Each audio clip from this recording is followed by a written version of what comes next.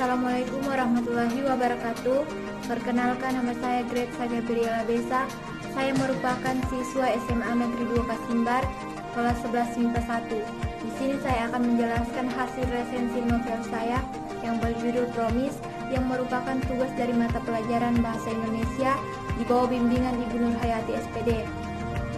Adapun identitas dari novel ini, yang pertama judul dari novel ini yaitu Promise. Yang kedua penulis. Dari hasil pencarian saya mendapatkan 3 penulis. Yang pertama Subder Singh, yang kedua Tisa TS, dan yang ketiga Nita Sari.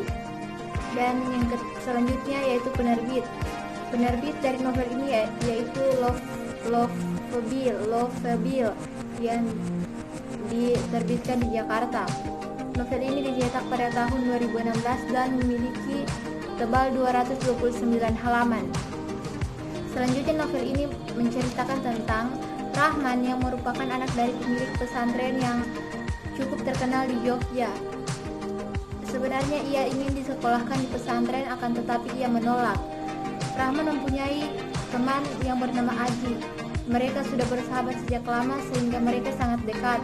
Rahman mempunyai karakter yang lugu dan sederhana, sedangkan sahabatnya Aji mempunyai sifat yang sangat jauh berbeda dari Rahman. Aji mempunyai karakter yang playboy dan suka gonta-ganti pacar. Aji ingin sekali merubah sahabatnya itu. Ia ingin agar Rahman merasakan keindahan rasa cinta itu. Aji juga menginginkan agar Rahman juga memiliki pacar seperti dirinya. Akan tetapi secara halus Rahman menolak itu. Pada suatu hari, sepulang dari sekolah, Aji dan Rahman berbincang-bincang. Lagi-lagi kali ini Aji mencoba membujuk Rahman agar mengubah dirinya yang terlalu kampungan itu. Sampai mereka berjalan ke lingkungan pesantren. Sepanjang perjalanan menuju rumah Rahman, Aji selalu melirik para santriwati yang sedang berjalan. Akan tetapi tak satupun santriwati yang meliriknya, malah memperhatikan Rahman. Termasuk salah satu santriwati yang paling cantik di pesantren itu yang bernama Salsabila. Rahman masuk ke dalam rumahnya untuk pamit kepada kedua orang tuanya untuk pergi mengantarkan Aji pulang. Ketika sampai di luar, Rahman tidak melihat Aji. Ia malah melihat bayangan putih di bawah pohon beringin. Rahman benar-benar kaget, dan ternyata itu adalah Salsabila. Salsabila mengatakan kalau Rahman mengirim surat padanya dan mengajaknya ketemuan, makanya ia datang kemari. Dalam hati, Rahman menyumpahi Aji karena ini semua pastilah kerjaan Aji. Ternyata Bapak Rahman memperhatikan Rahman dari teras rumahnya. Dan tiba-tiba Aji muncul lalu Rahman mengantarkan Aji pulang ke rumahnya menggunakan sepeda. Sampai di rumah Aji memberikan sebuah kaset. Kaset itu ternyata berisi video porno. Aji menyarankan kepada Rahman untuk menonton kaset itu. Sesampainya Rahman di kamar, rasa penasaran Rahman mendera. Imannya sudah tidak tahan lagi, dan ketika menghidupkan kasetnya ternyata lampu mati. Keesokan harinya Bapak Rahman mengetahui hal itu dan sangat marah. Ia tidak menyangka kalau anaknya bisa sedemikian gila karena tidak berhati-hati. Rahman menyimpan kaset yang diberikan Aji, dan bapaknya mengetahui hal itu, maka bapaknya marah dan berencana untuk menikahkan Rahman. Semenjak kejadian itu, Aji tidak pernah nampak lagi. Rahman sudah ada di Milan. Ia kuliah di sana di salah satu universitas yang lumayan terkenal di Milan. Awalnya Bapak Rahman tidak setuju, tapi karena diyakinkan oleh Rahman, akhirnya ia setuju. Menimba ilmu di Milan, Rahman mempunyai 2 sahabat yang bernama Moza dan Beto. Yang keduanya adalah orang Indonesia. Dari awal bertemu dengan Rahman, Moza sudah menyimpan rasa yang lebih terhadap Rahman.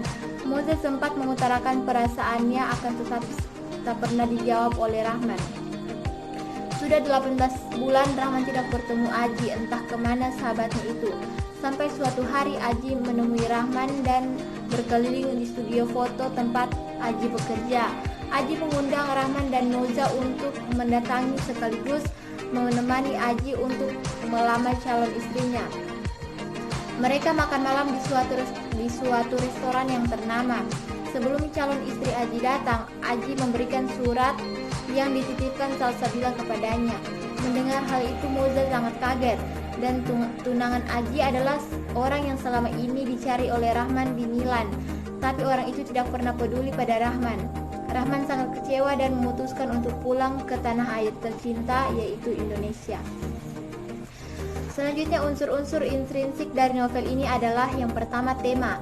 Tema dari novel ini yaitu percintaan remaja yang dilanda dilema sekaligus tentang persahabatan. Yang kedua, tokoh dan penokohan.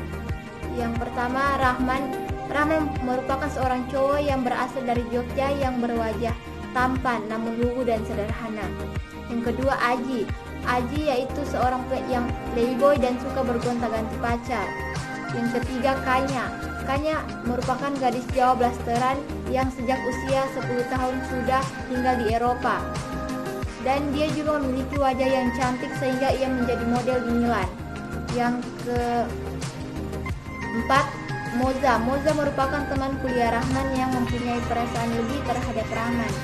Yang selanjutnya, Salsabila merupakan murid pesantren yang menyukai Rahman.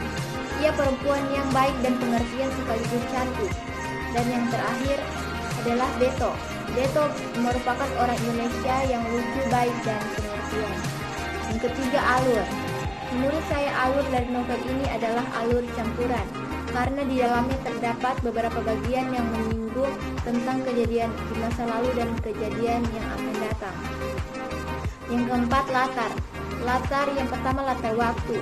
Latar waktu dari novel ini yaitu siang dan malam. Itu berdasarkan yang saya baca dan saya ketahui dari novel ini. Yang kedua, latar tempat, yaitu Yogyakarta dan Milan. Yang ketiga, latar suasana, yaitu marah, kesal, sedih, dan kecewa. Yang kelima, sudut pandang. Sudut pandang yang digunakan dalam novel ini adalah sudut pandang orang ketiga, karena di beberapa bagiannya terdapat kata mereka. Yang keenam, gaya bahasa.